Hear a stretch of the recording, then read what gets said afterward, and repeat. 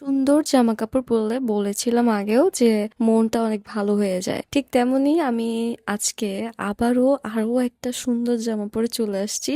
আমার একটা মন ভালোর দিনে কমলা কালার পরলে আগে নিজেকে কমলার মতো লাগতো, আর এখন নিজেকে 17 Pro Max এর মতো লাগছে। কিন্তু আপনারা যাই বলেন না কেন, এইভাবে হিজাব বাঁধলে কিন্তু আমাকে অনেক বেশি সুন্দর লাগে, তাই না? এই পৃথিবীতে আমাকে অপছন্দ করার মতো অনেক মানুষই থাকতে পারে, সেজন্য চেষ্টা করি নিজেকে নিজেই একটু বেশি পরিমাণে ভালোবাসার। তাই নিজেই নিজের সুনাম করছি। আপনাদের কাছে কেমন লাগছে সেটা অবশ্যই আমাকে জানাবেন। আগে আমার সাদা কালো রঙই সবচাইতে বেশি পছন্দের ছিল, কিন্তু আজকাল আমি এত রং বেরঙের জামা কাপড় পরি যে আমার এখন সবগুলো রঙে অনেক বেশি ভালো লাগে। সময়ের সাথে সাথে আসলে আমাদের পছন্দ অপছন্দ সবকিছুই বদলে যায়, তাই না? এখন আপনারা অনেকেই আমাকে প্রিন্টের কাপড় দিয়ে জামা পরতে অথবা গাউন গুলো পরতে দেখেন। সেগুলোর মধ্যে এটা একটু ডিফারেন্ট টাইপের কাটিং করে বানানো, আর খুবই মডেস্ট লাগে এই টাইপের ড্রেস গুলো পরলে। যারা মডেস্ট থাকতে চান তাদের জন্য একটা পারফেক্ট আউটফিট হতে পারে এগুলো। আর যারা কোমরে বেল্ট পরতে অথবা টাইট ফিটিং জামা পরতে অপছন্দ করেন,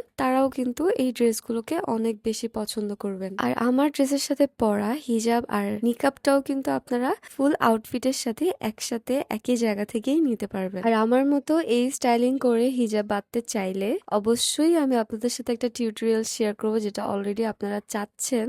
আমাকে একটু সময় দিবেন, আমি চেষ্টা করব যত দ্রুত সম্ভব আপনাদের সাথে এই টিউটোরিয়ালটা শেয়ার করার। এখন বলি, আমার পরা এত সুন্দর আউটফিটটা আপনারা কিন্তু পেয়ে যাচ্ছেন সূচনাস ওয়্যার হাউসে। এই ড্রেসগুলো খুবই বাজেট ফ্রেন্ডলি, সো আমরা যে কেউই কিন্তু এগুলো পারচেজ করতে পারবো। So, আজকের জন্য এখানেই বিদায় নিচ্ছি। কথা হবে অন্য কোনো ভিডিওতে। আল্লাহ হাফেজ, বাই বাই।